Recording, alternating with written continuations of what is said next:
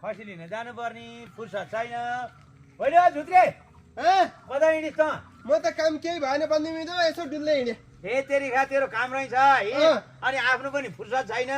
त्यो माथि अरे कान्छा कहाँ मैले खसी किनेर राखेको छु होइन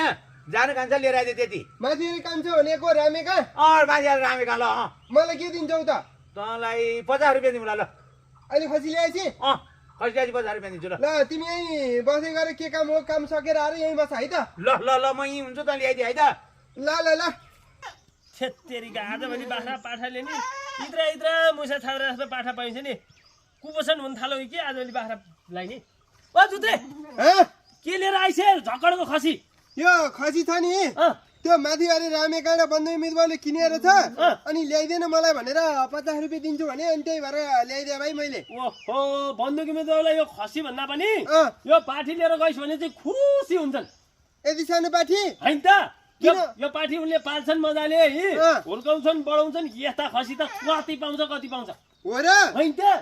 अनि यो खसी चाहिँ के हो नि त यो खसीमा राम्रोसँग व्यवस्थापन गरौँला है अहिले यो लिएर गइज म तँलाई 2-4 दिनपछि राम्रो चाहिँ ऊ खुसी पाराउँला तँलाई पनि है त यो बन्दी मिदबालाई दिने तेरो आइज है राम्रोसँग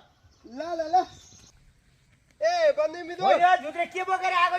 यो तिमीलाई पाठी ल्याइदिए मैले हे तेरी खा रामेले झन् मैले सेतो यत्रो खसी किनेर पठाइदियो भने के पठाइदिएको त यो रामेले अब रामेले त ठुलै 10 धानीको खसी पठाइदिथ्यो है